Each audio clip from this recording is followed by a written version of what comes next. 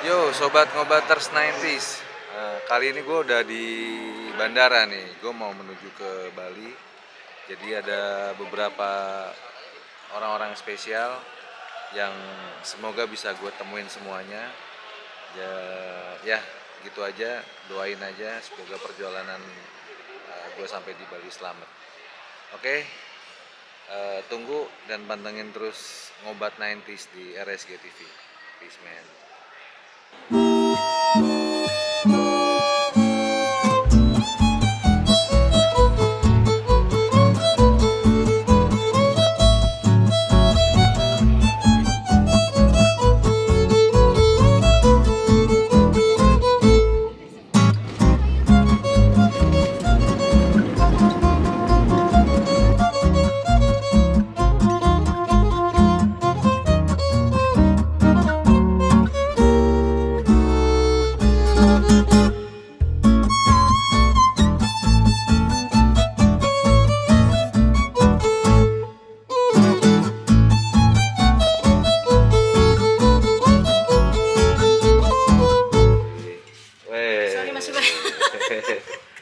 Masih Wow, nice. Wow, keren banget tempatnya.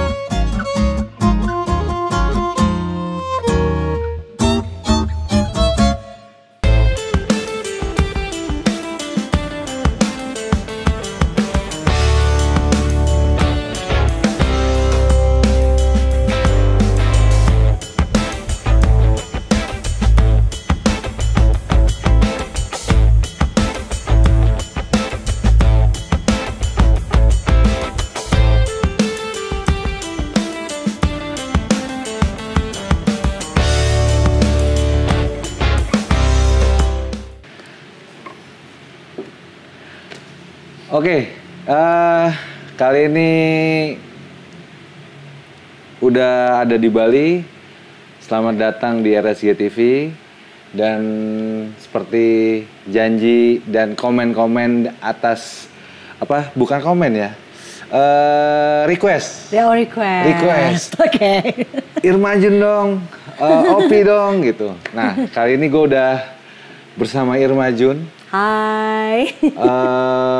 Penyanyi legendaris yang udah 5 dekade ya? Hampir. Hampir? Oke. Ya. Saat ini udah ada di Sunny Cafe, letaknya ada di Canggu. Gimana Irma kabar? Baik. Gue manggilnya Irma Jun atau apa ya? Apa aja. Apa aja? Jun juga boleh. Oh, Jun ya, juga boleh. Biasanya yang panggil Jun tuh memang family atau teman-teman dekat. Tapi sebenarnya kalau teman-teman dekat malah suka manggilnya Junet. Oh ya, kenapa? Ya, termasuk Opi ya. Nggak tahu kenapa mereka manggil itu. Kayak mungkin enak aja kali ya. Oh gitu ya, enak aja ya. Oke, kita tos dulu biar tambah akrab. Oke. Oke, ini udah ada Irma Jun. Kali ini kita mau ngobrol ya. Oke. Ngobrol apa ya kira-kira? Ngobrol balik lagi ke back to 90s ya. Karena ini sebenarnya ngobat 90s. Ngobrol bareng anak tahun 90-an. Oke. Gue 2000-an loh. Pede Tetap banget. nggak mau ketahuan ya. Iya, tolong ya. Tetap pede. Oke, Jun. Yap. Sibuk apa akhir-akhir ini? Di Bali? Ya, di Bali. Di Bali sekarang lebih ke bisnis ya. Lebih ke bisnis ya? Iya, lebih ke bisnis. Terus ya mau mulai berkarir lagi sih di musik. Tapi step by step. Karena kan soalnya kan gue kayak udah retreatnya lumayan lama. Tapi bukan berarti nggak bermusik ya selama ini. Tetap bermusik tapi lebih ke gospel. Gitu. Nah ini baru mau mulai ini lagi lah. Mulai nyanyi lagi? Iya. Kenapa lama nggak nyanyi? Apa memang sibuk di bisnis? Enggak juga. Atau memang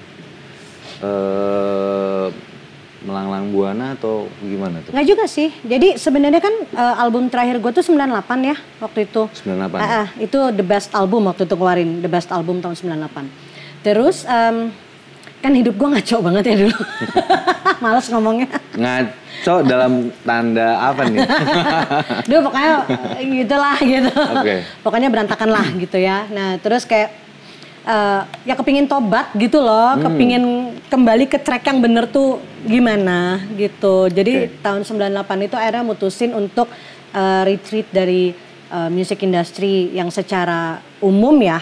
Gitu. Terus aku lebih milih ke gospel music gitu. Jadi lebih banyak di pelayanan. Tapi tetap nyanyi. Tetap nyanyi cuma tidak berkreativitas di umum aja. Oke, gitu. nggak manggung dalam artian nggak. Yang kayak biasanya gitu. Kayak biasanya. Iya, gitu. Itu awalnya. Berarti start musik itu tahun 79. 79. 79. Udah pada lahir belum tuh? Gue masih umur 6 tahun ya itu. 79 ya? Iya. Oh 79 itu umur? 6. 6 tahun? Oke, 79, 80 lantas. Nah, start nyanyi sebagai profesional, rekaman dan segala macam itu di umur? 7, tahun 80. Tahun 80-an? Iya, itu pertama kali nyanyi dibayar. Oh gitu? Iya. Jadi ketika waktu masih SD udah profesional? Udah, dari umur, ya itu dari umur 7 itu. 7 masuk ke 8 ya. Oh gitu? Iya, udah. Apa yang ngebikin lo jadi musisi atau memang bokap musisi atau memang lahir? Enggak, bokap gue lebih ke sports. Lebih dia atlet gitu loh. Iya, lebih ke atletnya. Kalau nyokap itu seni, tapi dia bukan seni kayak gue ya. Dia tuh kayak main gamelan gitu, kayak gitu. Terus karena dulu kan bokap tugas lama di Jepang. Terus cuman waktu itu gue belum lahir ya. Jadi anak bontot ini kan gitu. Jadi semua kakak-kakak di sana. Nah waktu mereka semua di Jepang, sekolah di Jepang, semuanya main musik nih. Kayak begini nih si elektron di belakang nih. Ini kita wajib banget nih kakak adik semua harus bisa. Harus termasuk bisa. Gue, iya. Gitu. Nah terus pas bokap balik ke Indonesia itulah gue lahir kan setelah itu. Nah kakak-kakak yang tadinya semua bermusik di Jepang, pas balik ke Indonesia mereka pilih berubah jalur ke sports. Jadi gue satu-satunya yang di musik gitu. Lu satu-satunya di antara berapa bersaudara tadi? Berlima kita. Berlima gue paling kecil. Yang main musik? Iya. Oh, mereka ke sports semua, berprestasi semua di sports. Gue satu-satunya yang di Dan lo juga musik. berprestasi lo di musik. Iya. Jadi nggak salah pilih jalan. Ya kayaknya gue dipertahankan ya sama nyokap ya, karena tinggal satu-satunya gitu. Oke, terus recording dan punya lagu di umur? 9. 9? Ya, umur 9. Recording pertama. Recording pertama? Iya, itu dulu sama Om Melki Guslow almarhum. Wow. Gitu. Jadi gue waktu SD tuh punya 2 album sama Om Melki. Wow. Gitu. She's very talented. Bener-bener apa ya? Gift itu lo dapetin sebagai seorang penyanyi, terus memang waktu itu banyak yang bilang suaranya juga bagus. Melalui belajar nggak sih? Belajar. Gue vokal coach gitu? Iya, gue sekolah khusus vokal tuh 12 tahun. Oke. 12 tahun. Jadi kayak anak SD sampai lulus SMA gitu. Belajar terus, nggak pernah Belajar berhenti. terus. Iya. Oke, jadi setelah sama Om Melki Guslow, almarhum, lo recording tuh? Recordingnya sama Om Melki, tapi kalau Melki. guru vokal itu dulu pertama kali papanya Anggun. Anggun C. Sasmi? Iya, Om Darto Singo almarhum. Wow. Jadi ini bener-bener gawat loh. Iya, gue belajar pertama kali sama Om Darto Singo itu gue umur 6 ke 7 lah tepatnya ya, umur 7. Terus abis itu umur 8 gue belajar sama Tante Lola. Tante Lola itu dulu di Vidi Vici tempatnya. Oh, Vidi Vici. Bukan yang Vidi, Vidi Vici. Kalau Vidi Vici kan sports, sepatu roda. Oh, tapi gitu. kalau Vidi Vici itu sekolah musik Uli Sigar iya, Sadi. yang deket ini ya, deket dulu di Jakarta Melawai. Selatan, Melawai. Tante Uli Sigar kan. Vidi Vici ya. Iya. Nah, Tante Lola ini itu guru konservatori piano dan vokal dari Jerman. Nah, gue belajar sama dia itu dulu belajarnya lebih ke seriosa, klasik. Umur 8. Umur jadi, 8 tahun. Iya, jadi basicnya gue bernyanyi itu sebenarnya klasik. Gitu. Terus abis sama Tante Lola belajar lagi sama Om Ari Matula Pelwa.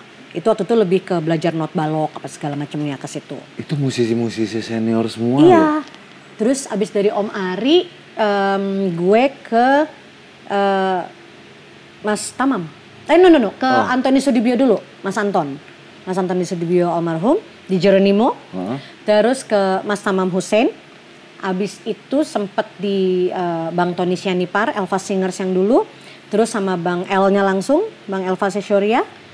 Terus sama siapa lagi waktu itu ya? Oh, sempat balik lagi ke Tante Lola lagi setelah itu. Oke. Gitu. Ya itu rentang 12 tahun. Dan semuanya adalah musisi-musisi senior yang gue tahu. Iya, dan galak-galak ya. Dan galak-galak. Itu bedanya anak zaman dulu sama anak zaman sekarang. Iya, kalau sekarang begitu dibentak dikit kena mental gue. Kalau dulu dibentak oke. Oke, terus dari sekian banyak itu ya guru-guru dan sampai ternyata juga bokapnya Anggun C. Sasmi juga ngajarin lo. Di antara proses yang paling menarik di antara guru-guru itu siapa yang? Sebenarnya semua juga menarik. Ada klise nih jawaban gue nih. Semuanya gitu, menarik semuanya menarik. karena kan beda-beda metodenya. Cuma yang bener-bener ini banget ya, bener-bener yang gue tahu paling membentuk suara gue banget itu di awal itu ya Tante Lola. Oh, Tante Lola yang ngajarin seriosa. Iya. Karena basicnya dia itu yang ngebentuk gue banget gitu. Oke. Kenapa lo tertarik dengan seriosa? Enggak, siapa yang bilang tertarik? Oh, enggak, gue kejeblos di situ. Nyokap gue punya kerjaan. Kejeblos. Enggak, gue nggak tertarik. Itu nyokap gue punya kerjaan. Jadi masuk di situ, gue nggak tahu apa yang akan gue pelajarin. Nyokap cuman bawa ke situ, didaftarin di situ. Dapatnya gurunya itu. Dapatnya gurunya itu. Iya. Tapi nggak salah dong kalau lo belajar seriosa karena secara teknik lo bisa ngembangin itu semua. Iya. Ya gue bersyukur pada akhirnya gitu karena pada akhirnya bersyukur gue jadi kuat banget gitu loh. Maksudnya basicnya gue, fondasinya gue jadi kuat banget. Jadi kejeblos di lubang yang benar. Iya. Sekalipun awalnya stres ya. Oh ya anak umur 8 tahun gimana sih gitu loh. Gimana sih kalau seriosa itu masih ada nggak basic-basicnya lo sekarang? Ada sih tapi nggak terlalu ini. Ya maksudnya gini. Secara pembentukan semuanya fondasinya tetap dari situ sampai hari ini ya tetap kuat di situ. Oke. Gitu. Tapi untuk nyanyi seriosa bukan nggak bisa, masih bisa. Tapi gue nggak ya memang lo kan. Lo nggak spesialisasikan iya, itu. Gue lebih suka jazz. Tekniknya aja yang lo dapat dari situ ya. Oke. Gitu. Susahan mana nyanyi seriosa dibandingin nyanyi biasa? Susah ya, klasik itu susah. Gue nggak bisa bilang gampang ya, karena effortnya tuh gede banget gitu buat nyanyi klasik. Iya, capek. Tapi kalau kita ngerti tekniknya ya kita bisa ini gitu loh, bisa keep up. Wih, ini kalau gue bilang ini bukan penyanyi kaleng-kaleng nih.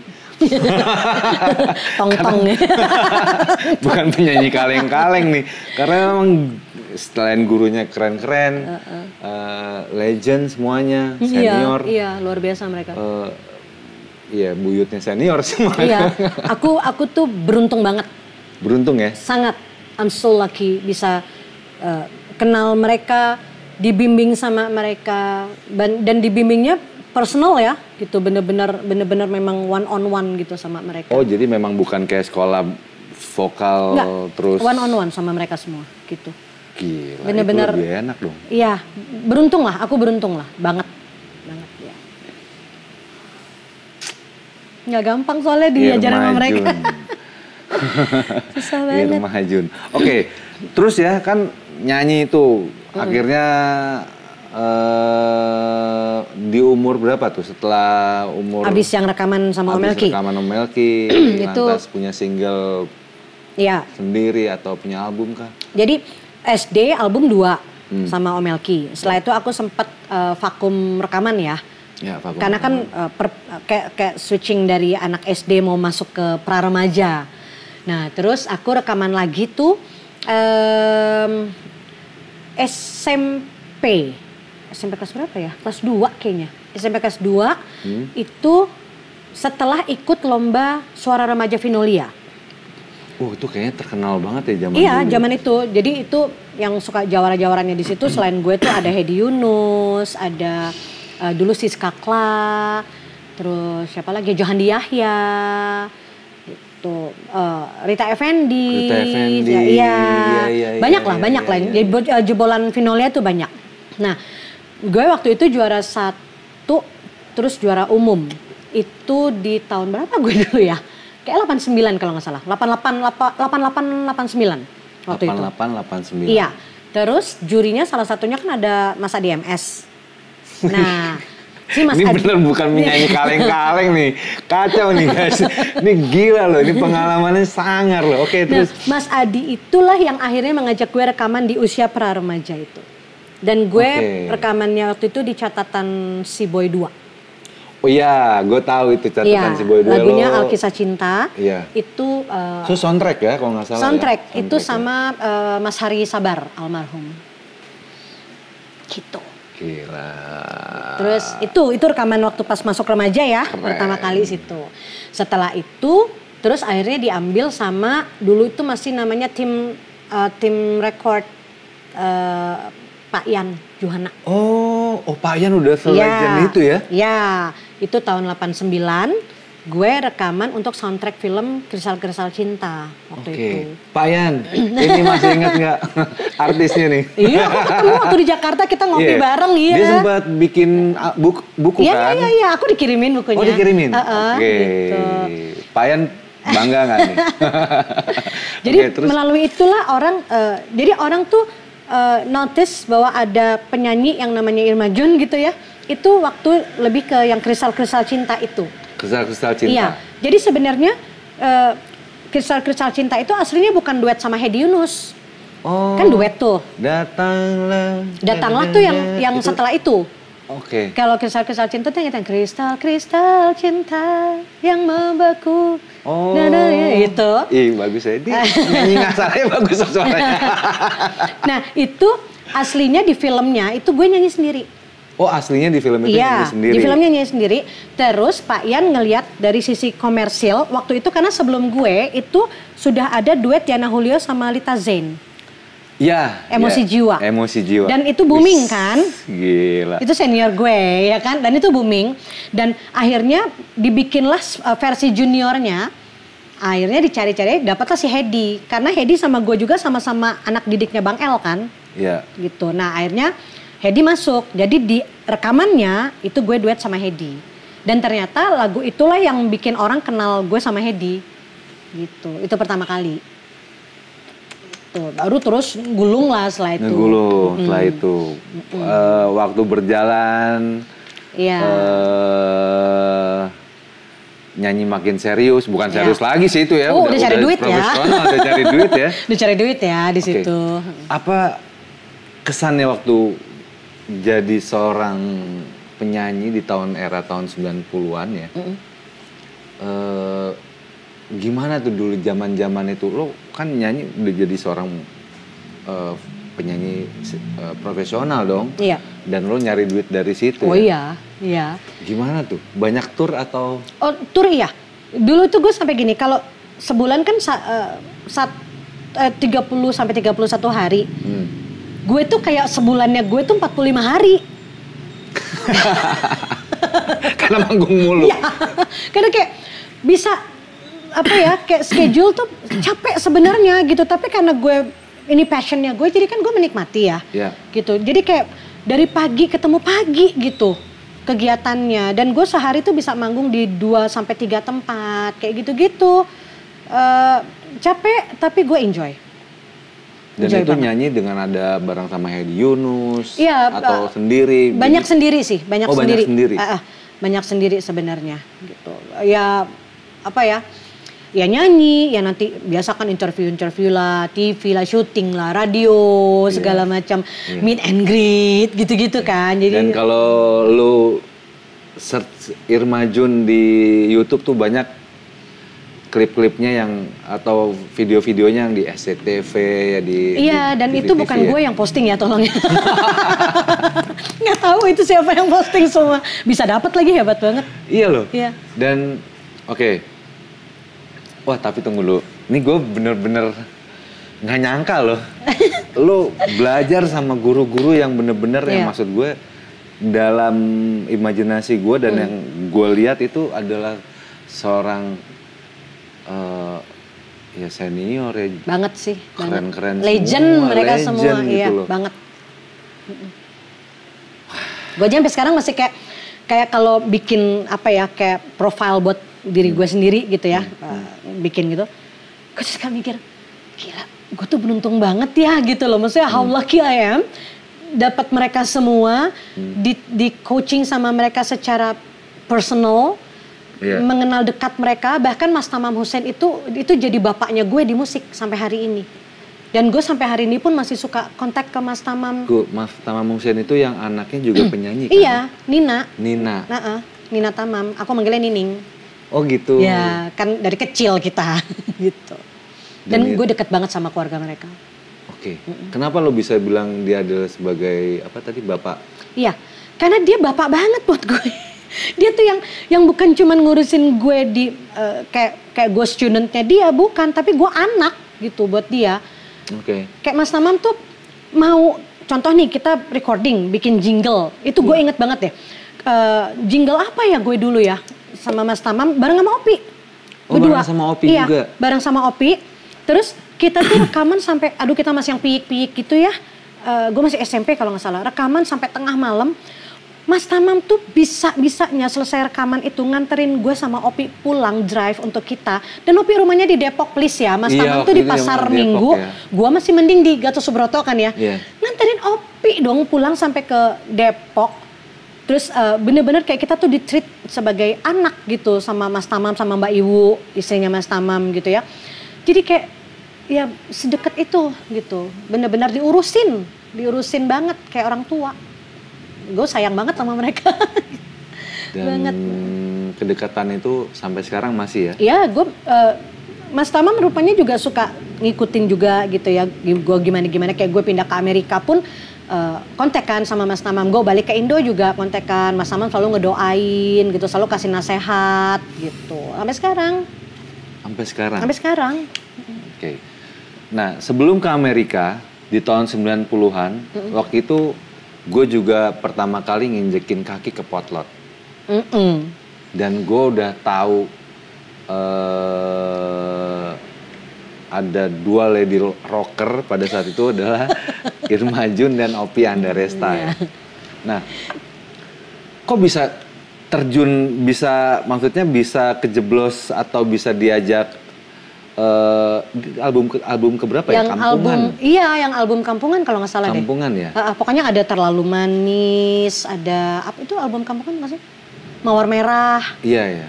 Kalau nggak salah album Kampungan ya. Dan itu hampir banyak suara lo di situ ya? Gue lebih ke turnya. Ke turnya? Iya, lebih ke live show-nya. Ke live show-nya? Opi yang di recordingnya. Opi yang di recordingnya? Iya, sama gue di itu ya, ada di video klipnya mereka yang apa waktu itu ya, Mawar Merah kalau nggak salah. Mawar Merah ya? Nah itu kenapa tuh bisa sampai ke situ? Sampai ke situ. Salahkan Opi ya. Lagi-lagi Opi juga. Opi bilangnya. Oh gitu. Iya, dia yang menjebloskan gue ke situ. Oh, karena lo udah bareng sama Opi, gue tuh deket sama Opi Tamam dari dulu kan gitu. Dari zaman kita merintis lah bareng-bareng gitu loh. Opi itu deket sama gue gitu. Opi itu sering nginep di rumah gue juga gitu kan.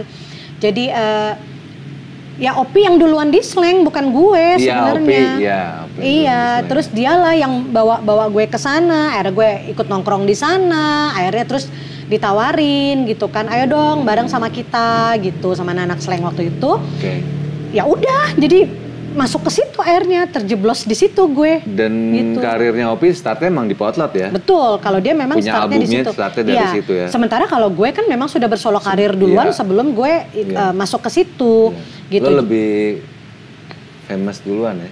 Iya sih sebenarnya, karena waktu gue masuk situ kan udah ada yang album-album itu, udah jalan. Udah jalan mereka baru. Oh jadi di setiap konsernya slang lo yang di album itu ya.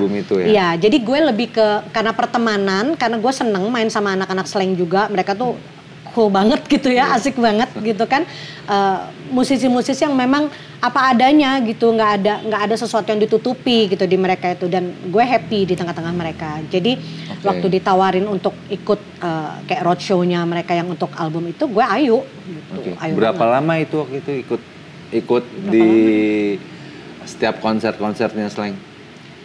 Kayak berapa bulan deh gitu. Oh berapa bulan ya? Berapa bulan gitu. Tapi kan karena gue memang sudah bersolo karir ya, jadi gue juga nggak bisa untuk terus-terusan begitu juga kan, gitu betul. Kan gue juga dituntut sama manajemen gue juga tetap di solo karir gue. Sayang album-album dan. Iya, tapi gue happy sama mereka juga. Gue enjoy banget, dan gue punya ada satu kejadian yang nggak banyak orang tahu. Oh ya? Iya, ini berhubungan dengan slang nih ya. Nah, nih gara-gara slang nih, demi slang ya tepatnya ya waktu itu. Oh demi slang. Demi slang nih. Gitu. Jadi gue itu ada show di Bandung pada saat itu. Terus gue ngejar waktu untuk, jadi gini sebenarnya sebelum yang ke Bandung itu gue abis nyanyi di North Sea Jazz Festival di Den Haag di Belanda waktu itu. Terus gue kejar waktu, jadi setelah North Sea selesai gue langsung pergi balik ke Jakarta. Jadi gue udah nggak tidur nih, kayak 2 malam lah kira-kira waktu itu, kurang tidur banget. Terus sampai Jakarta gue harus langsung ke Bandung karena ada show di Bandung. Nah terus seperti biasanya lagi kayak nyaris tidak tidur lagi, gue mesti ngejar waktu karena mau ngisi sama slang di Stadion Menteng waktu itu. Jadi kayak hektik banget kan.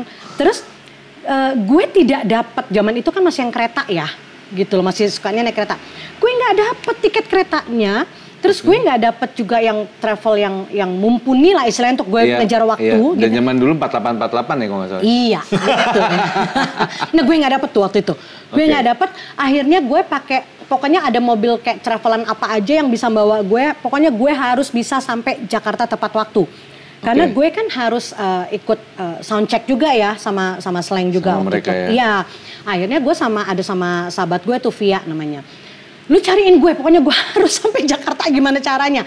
Akhirnya dapet lah, singkat cerita itu masih jalan Padalarang kan dulu, belum ada tol. Iya belum ada tol. Belum ada tol.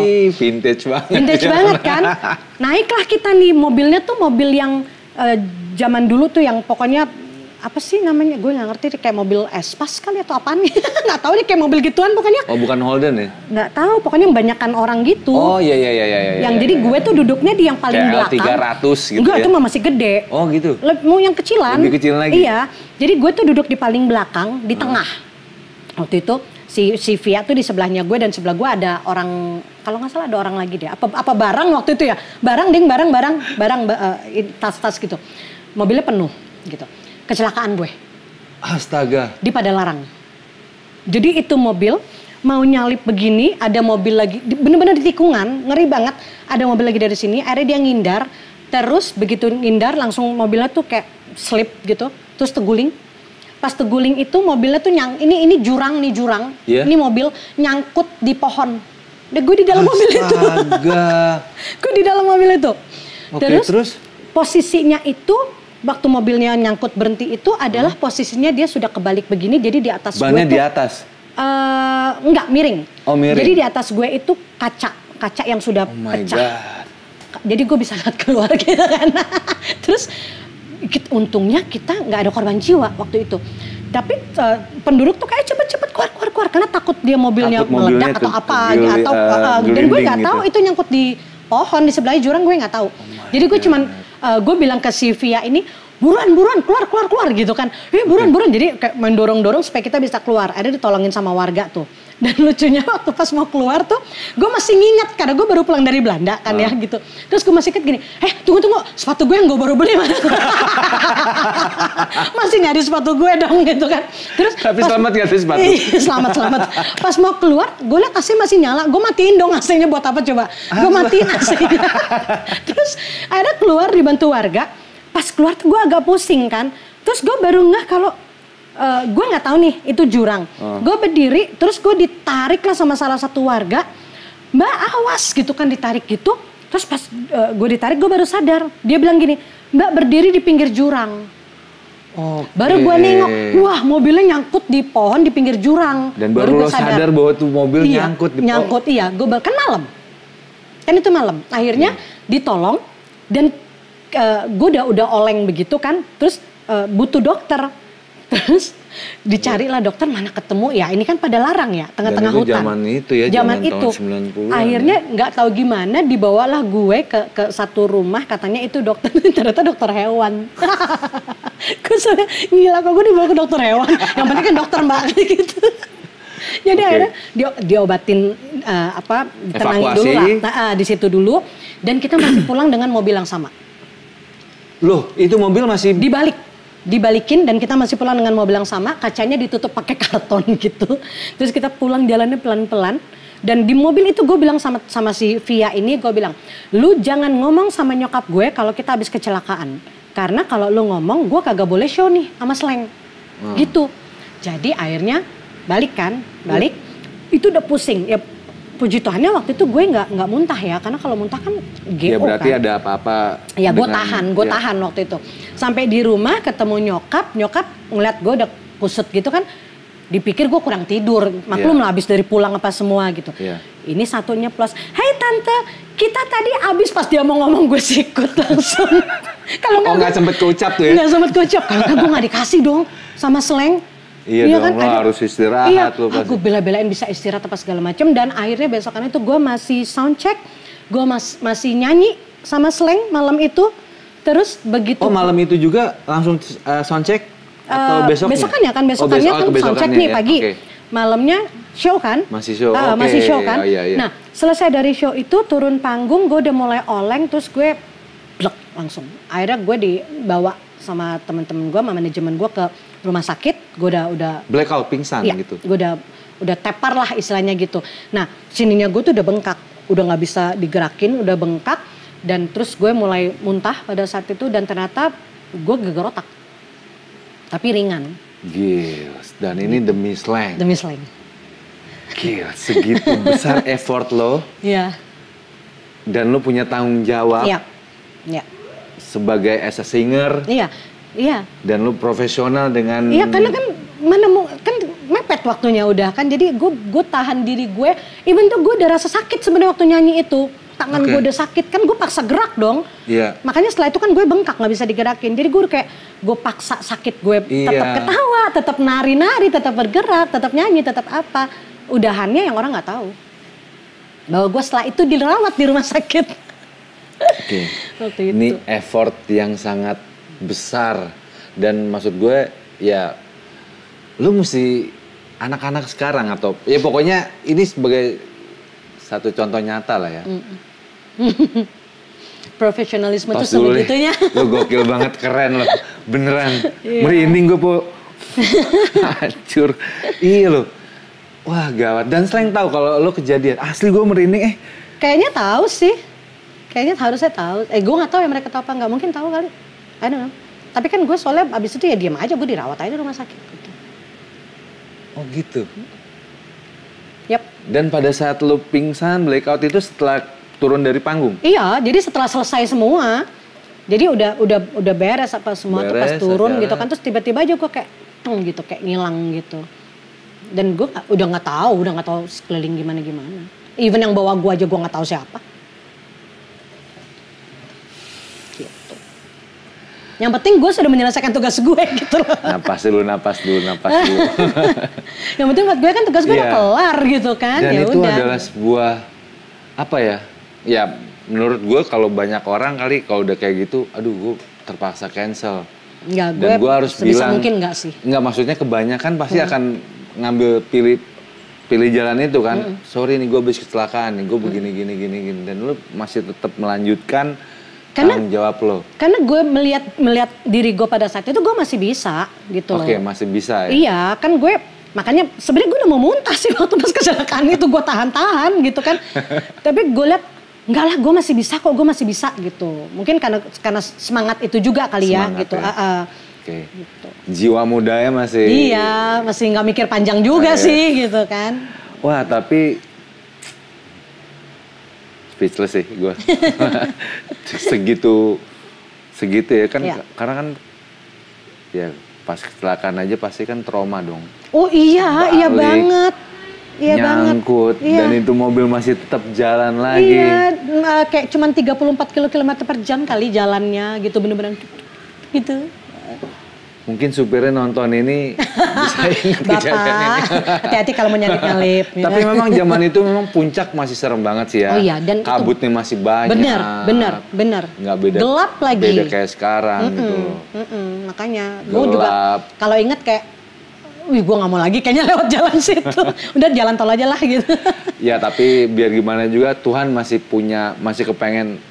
Lu masih punya misi dalam hidup lo. Iya, bener. Makanya gue bilang kenapa waktu pas 98 itu gue melihat kayak gue kayaknya mau retreat deh. Gitu. Karena gue tuh sebenarnya udah sering banget mau mati. Oh ya? Iya, udah gak karuan deh gitu. Maksudnya sering. Nah, lo di ujung tanduk hidup gue mah. Oh ya? Sering banget mau mati atau di ujung tanduk itu gara-gara apa? Gara-gara ada yang mungkin karena kecelakaan. Gue tuh beberapa kali udah kecelakaan yang di ujung tanduk begitu, bukan cuma sekali itu. Kecelakaan, ada yang misalnya kayak gue frustrasi, terus kemudian gue kayak aduh I just want to end up my life lah gitu, kayak males gitu, udah kok hidup gini banget. Ya orang nggak banyak tahu sih. Orang nggak banyak tahu karena gue kan hahi terus kalau di depan orang kan nyengir mulu. Irma Jun seorang yang priang taunya ya. Iya. Karena lady rocker lu mesti kuat dong. Ya orang taunya gue kayak ya udah gitu, gue happy gitu kan. Tapi nggak banyak orang yang tahu bahwa sebenarnya sering kali gue tuh kalau pulang ke rumah di kamar sendirian tuh gue suka nangis sebenarnya. Gitu. Oke. Iya, karena gue kayak ngerasa kayak capek gitu, kayak ini gue hidup nih ngapain sih sebenarnya gitu, buat apa gitu kan, kayak di usia gue yang masih sangat remaja banget waktu itu kan gue merasa kayak I have everything gitu loh. Iya, gue punya popularitas, gue punya duit, gue punya pergaulan yang luas. Kayak semua anak seumur gue juga pengennya itu. Iya, betul. Dipikir gue happy gitu kan, tapi sebenarnya enggak. Dan lo beruntung ada di situ, maksudnya dan lo beruntung dapetin itu sebenarnya. Iya, gue tuh sebenarnya punya banyak keberuntungan, tapi nggak ada yang tahu bahwa seringkali kalau di kamar tuh gue kayak ngerasa sepi gitu loh, sendirian, nangis. Gitu. Kenapa? Apa memang gitu? Karena memang di saat usia belasan itu harusnya main sama teman-teman sebaya atau dan lo udah sibuk dengan dunia nyanyi profesional, segala macam, manggung sana sini. Enggak 100% gitu juga. Karena gue sebenarnya menikmati. Oke. Gue tidak mau menyalahkan apapun dan siapapun karena gue menikmati kok gitu loh. Gue enjoy dengan apa yang gue lakukan. Ini passionnya gue kan gitu. Cuma gue aja gitu yang sering kali merasa kayak gue tuh cari apa lagi ya gitu loh.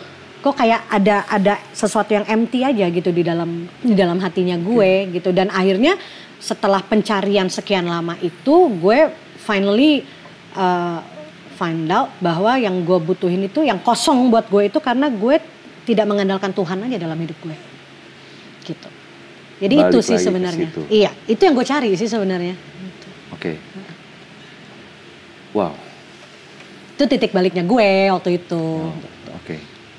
Oke. Kalau memang lo bicara seperti itu ya, dan lo akhirnya mengetahui bahwa sebenarnya yang kurang adalah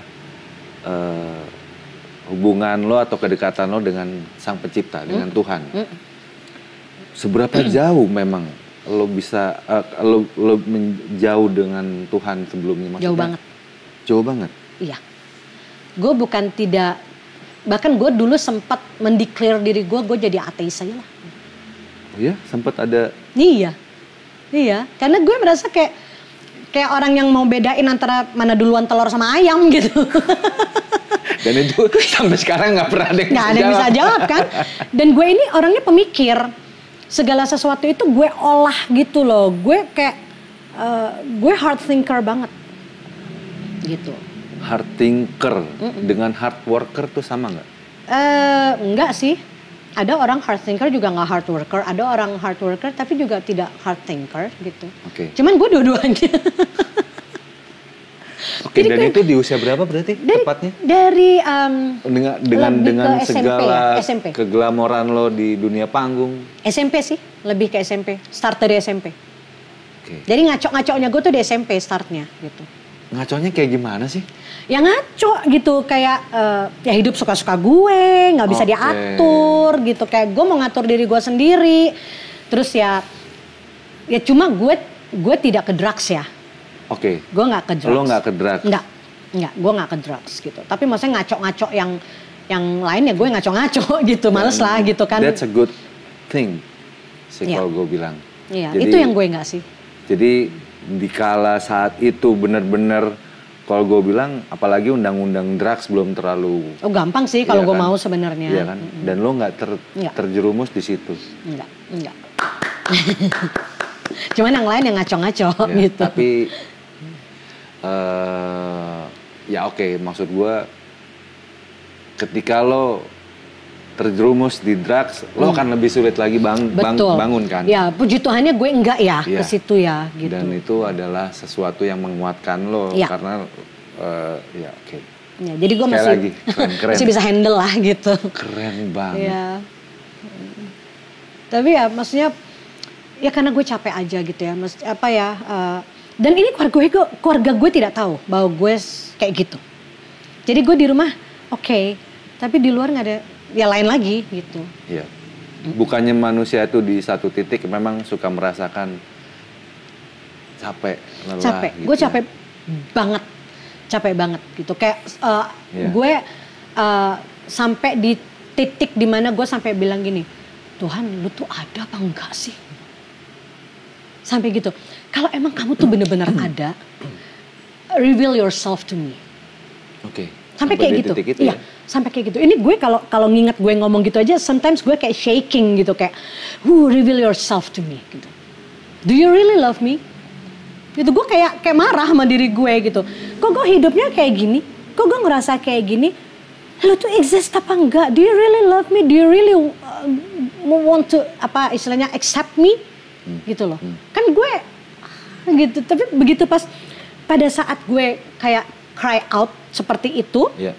tiba-tiba kayak all of the sudden gue tuh ngerasain ada sesuatu yang kayak gue dipeluk gitu loh. Gue dipeluk dan gue ngerasain tuh kayak itu ada kasih yang kuat banget gitu masuk ke dalam diri gue yang gue merasa kayak gue diterima, gue disayang gitu. Gue berharga banget gitu, gue tuh mulia banget, gue tuh gue dicari gitu loh. Itu yang gue rasain gitu. Dan itu benar-benar titik balik buat gue itu tahun sebenarnya itu sudah dari tahun 93.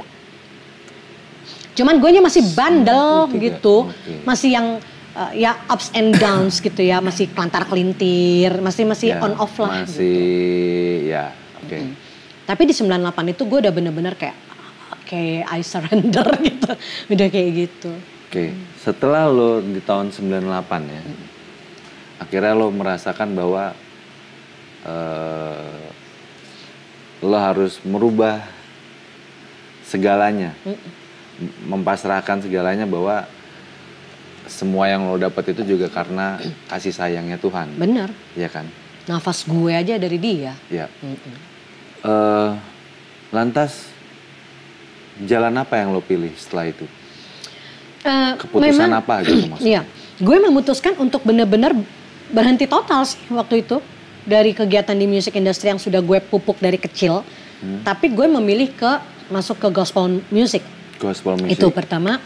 Kemudian bagi sebagian orang, apalagi teman-teman dekat gue terlalu ekstrim karena gue kemudian benar-benar kayak hilang aja dari lingkungan yang biasanya gue bersama dengan mereka gitu.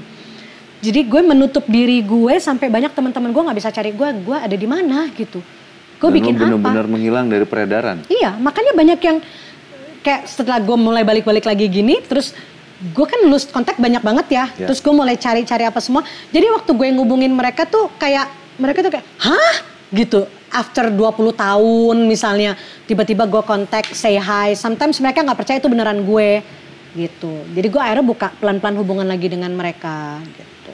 Itu ekstrim sebenarnya yang gue lakukan. Sebenarnya sih seharusnya mungkin kalau gue memikirkan sekarang ya, harusnya gak gitu-gitu amat sih gitu. Cuman kenapa ya gue kayak gitu? Enggak, tapi memang maksud gue memang ada, setiap manusia melewati fase itu deh kayaknya. Iya, betul. Melewati fase itu di mana di saat umurnya, atau ya nggak mesti harus dari umur ya, tapi ada melewati fase itu dan dia harus kembali menyadari bahwa sebenarnya ya ini semua nggak mungkin terjadi karena kalau nggak kebesaran Tuhan. Gitu. Even my voice gitu loh, it's a gift. It's a gift. Betul. Karena lo tau nggak, gue tuh pernah rusak pita suara sampai 3 tahun. 3 tahun? Lebih. Dan itu nggak nyanyi selama 3 tahun? Bisa nyanyi, tapi gue memilih untuk tidak terlalu banyak bernyanyi karena gue frustrasi sama suara gue sendiri. Oke. Kenapa sih frustrasinya? Kenapa pada saat rusak itu nggak nyanyinya jadi gini, susah? Atau? Orang itu taunya gue penyanyi dengan suara tinggi. Ya. Falsetnya gue tinggi, ya kan? Ya orang taunya itulah identitas suara gue, itu DNA-nya suara gue, modelnya kayak gitu. Terus tiba-tiba gue sih sebenarnya terus ya masih berkreasi bikin album apa segala macam di rohani juga gitu ya. Terus one day gue bikin album yang rohani, tapi lebih ke genre-nya itu karena memang gue juga salah satu genre yang gue suka juga rock selain daripada jazz sama pop gitu ya. Gue bikin lebih ke situ, lebih ke rocknya. Nah, gue tidak menyalahkan itu gitu, tidak menyalahkan itu sebenarnya. Tapi gue memang sebenarnya sudah di warning pada saat itu, sudah di warning. Nah, terus tour setelah itu kan. Nah, di saat tour itulah gue kelelahan gitu loh, gue terlalu capek, kemudian gue juga tidak memaintain dengan baik pada saat itu. Kesalahan gue sih sebenarnya. Akhirnya suara gue tuh drop. Nah waktu drop itu pada akhirnya membuat gue singkat cerita tidak bisa lagi bernyanyi sebagaimana gue seharusnya bernyanyi. Gue tidak bisa lagi falset, gue gak bisa nyanyi tinggi. Suara gue kalau mau naik tinggi dikit aja tuh kayak seraknya tuh serak banget gitu. Dan itu membuat gue frustrasi. Lu pernah dengar suaranya Whitney Houston waktu rusak gak sih? Iya. Nah itu kayak gitu, persis gitu. Dan gue sampai frustrasi dan akhirnya gue bilang sama Tuhan waktu itu kayaknya gue berhenti nyanyi aja deh gitu. Oh sempat udah begitu? Tamat nih, tamat nih gue karir nyanyi gue selesai, gue nggak usah nyanyi lagi aja, gue frustrasi. Bukannya di proses suara itu begitu udah matang dia memang udah pecah itu bagian? Nggak juga sih sebenarnya, nggak juga.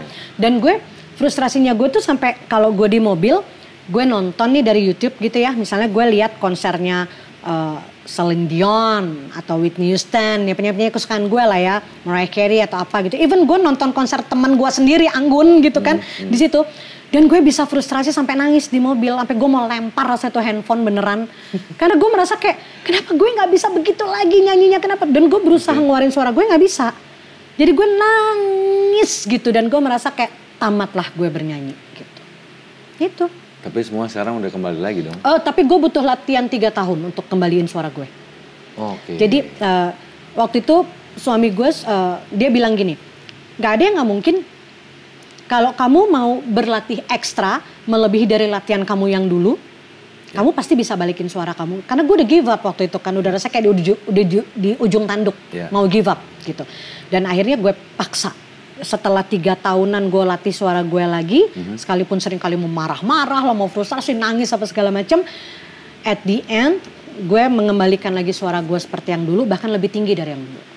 Wih. Gitu.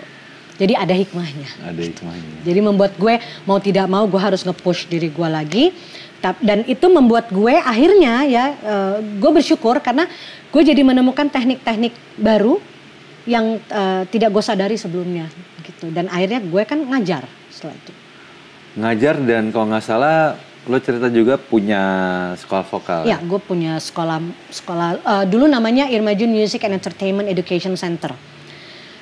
Jadi bukan cuma vokal, kayak the whole untuk jadi entertainer apa segala macam gitu. Oh, jadi secara stage panggung segala macam semuanya. Semua.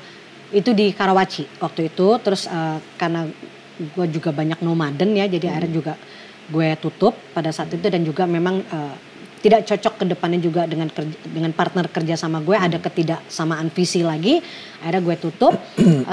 Tapi di sekolah musik itu gue punya metode gue sendiri yang tidak dipakai oleh yang lain gitu. Iya dong, karena kan segitu panjang perjalanan proses lo dan lo punya ilmu sendiri. Jadi itu kayak metode itu adalah by my own experience gitu.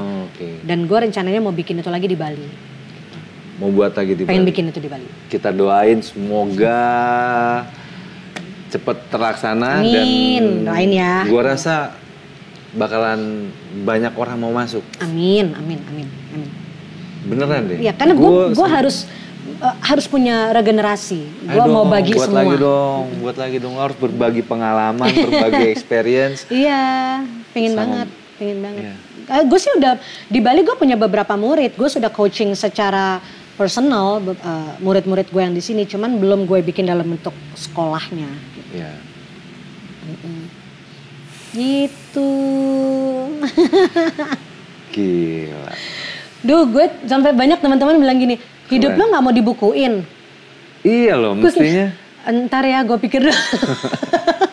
Ini dari awal cerita sampai detik ini aja nggak ada habisnya gitu. Gue merasakan bahwa lu sebenarnya you are a very talented person dan ya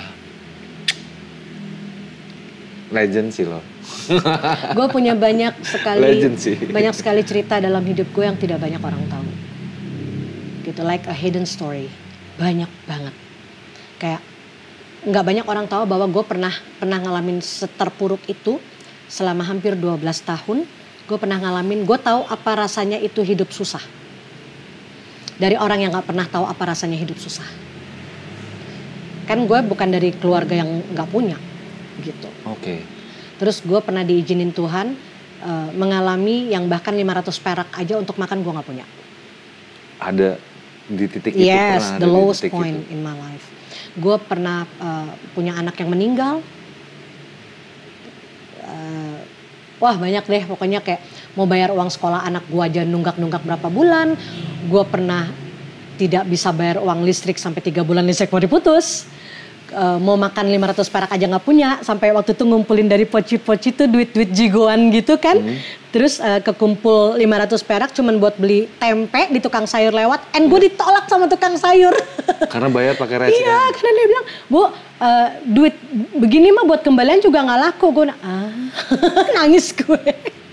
Gue pernah ngalamin itu. Gue pernah ngalamin dimana gue gak bisa kasih makan anak gue yang proper. Cuman punya kayak sedikit nasi gitu ya, sedikit beras yang dijadikan nasi gitu. Terus tidak punya lauk, akhirnya gue pergi ke salah satu istilahnya restoran junk food. Cuman buat minta ketchup sachet. Jadi gue kasih anak gue makan nasi dengan itu. Wow. Gue pernah ngalamin itu, almost 12 years. Wow. Yep. Dan lo akhirnya made up untuk bangkit dari situ, keluar. Iya, dan itu nggak banyak orang yang luar tahu. Biasa sih. Karena gue juga tidak banyak bercerita sama orang mengenai apa yang kita pernah alamin kayak gitu. Dan memang sebenarnya bagusan gitu ya, kayaknya ya. Nggak perlu orang tahu apa yang kesusahan kita ya. Kecuali orang-orang deket ya. Iya, kecuali orang-orang dekat ya. Dan orang-orang terdekat pada saat itu banyak yang even my own family aja gue nggak ngomong seringkali. Gitu, gue diem. Jadi kayak ya udah ini resiko hidup gue gitu lah, istilahnya gue I'll take the risk gitu kan, nggak apa-apa. Gitu. Gue kalau masih bisa kita selesaikan sendiri ya kita selesaikan sendiri. Dan itu ya. Gue kalau nginget masa-masa itu ya, gue seringkali tuh mau nangis gitu karena gue bisa rasain kebaikan Tuhan tuh wow banget gitu. Di situ lo baru bisa merasakan ya. Gue bisa, gue bisa ngerasain gimana rasanya orang di pinggir jalan struggling untuk makan satu hari itu, untuk bertahan hidup satu hari aja tuh gimana gitu. I know the feelings. Dan kita patut bersyukur ya, masih bisa ngobrol, masih bisa minum. Ada makanan. Ya. Oh my God. Ya. Dan itu yang membuat gue dengan keluarga gue gitu ya. Karena gue juga berkaca dari orang tua gue ya. Orang tua gue itu sangat suka sekali dengan hal-hal yang berbau sosial. Gue mencontoh mereka dari kecil. Jadi dan gue mengalami rasanya hidup susah itu seperti apa. Jadi itu yang membuat gue lebih mudah untuk berempati, bukan bersimpati, tapi berempati terhadap kesusahan orang. Dan bahkan kita dulu sampai punya kampung pemulung binaan di daerah Tangerang Selatan. yang setiap minggu itu kita bina mereka itu dari anak-anaknya kita kasih pendidikan gratis, kemudian pengobatan gratis, perbaikan nutrisi gratis, anak-anaknya yang punya istilahnya bakat apa-apa segala macam bisa kita arahkan gitu. Terus banyak deh. Jadi itu kita bina sampai sekian tahun perkampungan pemulung itu. Dan kita lebih perlu empati dibanding simpati ya sebenarnya. Kalau simpati tuh kayak gini, lo liat orang di jalan susah, lo cuman bilang gini, duh kasihan ya. Tapi lo gak lakuin apa-apa. Tapi kalau, aduh kasihannya apa yang gue bisa lakukan ya buat orang ini. Tuh. Sometimes uang lo yang mungkin 1.000 perak itu mungkin bagi lo tidak terlalu berharga banget gitu ya. Kadang kan uang koin kita bisa, entahlah ada dia di mana, tapi 1.000 perak itu bisa nyelamatin hidup dia 1 hari. Betul. Gitu. Lo punya empati gak dengan orang tersebut? Gitu loh. Itu yang gue dan keluarga gue lakukan sampai hari ini. Ya. Even waktu kita ke trap di Bali ya, kan sebenarnya kan kita tinggalnya udah di Amerika. Terus kita trap di sini tuh kayak ini tahun ketiga lah kita di Bali. Di masa pandemi yang lagi bener-bener heboh-hebohnya pada saat itu, yang ada di otaknya kita tuh cuma mikir gini, apa yang kita bisa lakukan untuk orang-orang di Bali? Karena kita punya prinsip gini, dimanapun Tuhan tempatin kita, lu tuh mesti jadi berkat buat tempat itu. Karena nggak mungkin Tuhan itu nggak punya planning lu sampai ada di situ, masa kebetulan nggak mungkin dong, ya kan? Akhirnya gue bikinlah penggalangan dana segala macem gitu, pokoknya dengan berbagai macam cara yang kita bisa lakukan, dan kita rutin mengunjungi desa-desa di Bali untuk bawa bantuan dan lain sebagainya, dan itu rutin selama masa-masa pandemi yang lagi heboh-hebohnya. Terus gue lihat teman-teman musisi di Bali kan banyak yang susah juga, ya nggak bisa ngeband, nggak ada job, ya kan? Akhirnya ngobrol sama mereka, bikinlah kita live Instagram waktu itu. Terus teman-teman musisi gue undang, ayo kita bermusik segala macam. Terus mereka kan pada beralih ke kuliner. Gue promoin tuh kulinernya di situ, gitu. Jadi kayak gitu-gitu, gitu kan. Sampai akhirnya kok nggak kelar-kelar nih pandemi, pusing. Akhirnya gue berpikir gue nggak bisa kalau cuma ngasih ikan, gue mesti bisa kasih kail buat mereka, gitu kan. Akhirnya singkat cerita, gue bikinlah I.O. Bazar di Bali 2020 waktu itu. Dan waktu itu pikiran gue gini, ini nggak bisa cuman bazar begini aja. Gue punya impian harus ada tempat yang permanen, di mana tenan-tenan gue ini bisa berjualan permanen di sana dengan tenang. And you know what? Hasil doa gue dari 2 tahun yang lalu itu Tuhan wujudin ini dalam beberapa hari ke depan ini, tempat itu sudah kita soft launching di daerah Seminyak. Di daerah Seminyak? Iya, di daerah Seminyak. Tempatnya namanya Empiri. Empiri? Empiri itu dari bahasa Greek artinya experience. Dan itu ada boutique and cafe di sana, di Jalan Beraban nomor 68 Seminyak. Doain ya. Amin. Dan itu semua penggiat-penggiat bisnis. Iya, UMKM. Iya, cuma gue lebih ke yang fashion sama kuliner. Fashion dan kuliner. Ya, karena itu kebutuhan yang itu ya. Dan emang itu juga gue suka. Itu juga gue suka gitu. Gitu. Banyak sih ya. Ini banyak banget sih yang bisa ambil ya dari obrolan ini ya. Semoga juga, dan gue yakin ini bisa menginspirasi banyak orang sih. Amin, semoga ya. Gue yakin banget karena buat gue sendiri aja ngobrol dengan lo seperti ini jadi kilas balik gue lagi. Sebenarnya apa sih yang udah gue lakukan untuk banyak orang juga setelah itu ya. Ya, lu tahu istilah YOLO dong. Yeah. You only live once. Iya. Iya kan? Artinya kayak udah tahu lu cuma hidup satu kali gitu. So you have to do your best. Yeah. Like Jangan tomorrow will sia-siakan. never be yours. Gue nyiptain lagu loh untuk itu. Oh ya? Ya, judulnya Do Your Best. Ada Do Your Best. di YouTube channel gue. Itu juga from my own life experience. Lagu itu. Dan itu adalah lagu terlama yang gue berhasil selesaikan. Karena gue nyelesain lagu itu 12 tahun. 12 tahun? Baru bisa selesai. Terlalu emosional buat gue. Dan itu recordingnya di mana? Di Jakarta. Di Jakarta.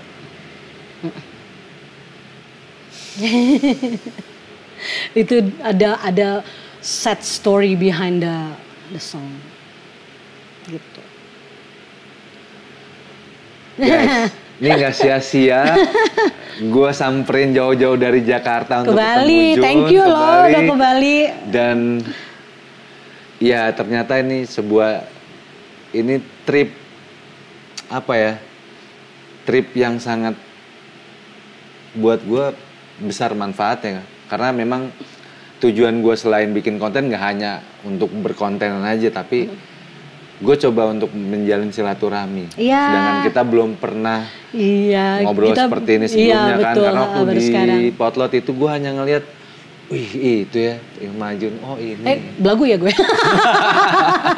Ya mungkin dengan pada saat itu ya. Enggak sih, bukannya nggak. Karena gue juga dulu kan datang ke sana kan nggak startnya kan duluan lo. Gue harus adaptasi dengan yang lain. Nggak, sebenarnya sih bukan gitu juga. Gue yang sebenarnya itu punya sisi introvert. Yang seringkali tuh kayak tidak punya, orang pikir kan gue orangnya confident-nya tinggi banget. Yeah. Gue bisa ada di titik yang gue nggak punya confident gitu. Dan gue tidak merasa nyaman di tengah orang banyak. Makanya gitu. lo mungkin pada saat itu sampai kelar pulang kali ya? Iya, gue cuma nyaman di tengah orang banyak, lo tuh temen gue semua. Kalau enggak gue kayak gitu, males banget gitu loh, nggak suka gue. Oke, wih, luar biasa sih pengalaman hidup lo dan ternyata ya. Mudah-mudahan satu hari gue bikin buku ya. Iya. Kayaknya gue udah mulai mikir sih, Harus sih, menurut gue, ya itu cerita hidup lo, proses hidup lo ini harus orang tahu supaya bisa menginspirasi ya. Iya. Dari buku lo, dan itu banyak banget kayak gue sampai mikir kalau gue nulis buku ketebelan nggak ya ntar bukunya, suka mikirnya gitu karena terlalu banyak gitu, terlalu yang hidup gue begini banget ya gitu. Ya. Buat dong. Yeah. Siapa tahu nanti ada teman-teman editor yang. Iya. Si Rustam aja udah buat buku. Ya?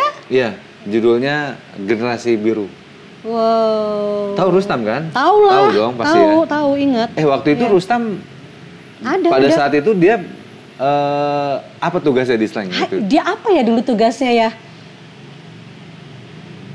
Tapi dia selalu ikut gitu. Dia selalu ikut ya. Berarti siapa-siapa aja. Seksi sibuk kayak dia. Seksi sibuk. Dia selalu berarti ada. Siapa-siapa aja tuh dulu yang lo kenal? Rustam, Penge. Iya. Ferry Penge. Aduh, siapa lagi ya? Yang masih ingat ada nggak? Kira-kira siapa lagi yang sering ikut di konser? Lupa gue, mesti diingetin. Rustam. Rustam iya. Penge. Iya, terus siapa lagi? Jeber. Bener. Iya benar. Arif bener. Jagi, Arif. Itu kayaknya enggak deh, Enggak ya? Oke. Jeber tapi ingat. Iya, Jeber. Oh iya, tuh yang paling sering gue panggil tuh dulu si Jeber. Mana dia tuh? Ada sehat dia. Sehat, dan gitu. Dia sempat waktu itu di album ke-6 pas gue itu dia jadi kru. Oh, iya. Anda Perdana, Anda Bunga waktu itu sempat ketemu? Enggak dong, enggak ya. Kayaknya ya. Mungkin ini Aji, Aryo. Aryo ya kayaknya ya. Iya. Aryo kayaknya. Dan ya mereka semua passed Ya, away. iyalah di sana tuh kayaknya pusatnya orang-orang kreatif tuh Iya. di situ deh salah Dan satunya. Aryo passed away udah meninggal. Really? Iya. Sorry for Aryo dan adiknya Aji.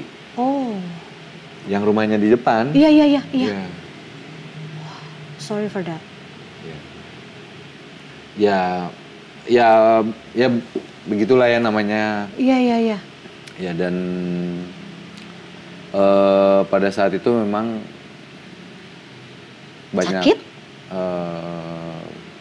karena drugs sih. Oh, Ya dan aduh please don't do drugs. Iya tuh. Beneran ini, deh. Ini pengalaman loh. Duh. Ini segitu hebohnya kehidupan lo pada saat itu dan gue rasa antara dunia lo musik dan drugs itu kan deket kan, iya, berdekatan kan. tipis banget. Iya kan. Tipis Kalau lo banget. nggak bener-bener Iya.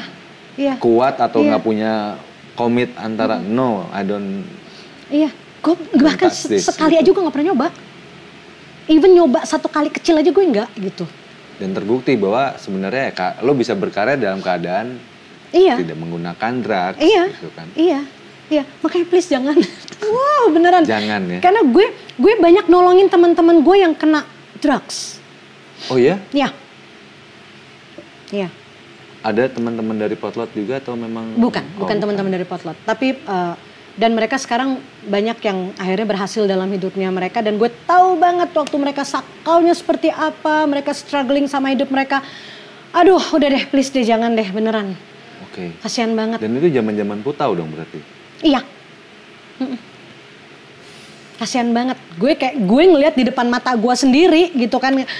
Aduh, udah deh, please deh, udah stop, jangan. Edmond. Itu mah teman gue dari SMP.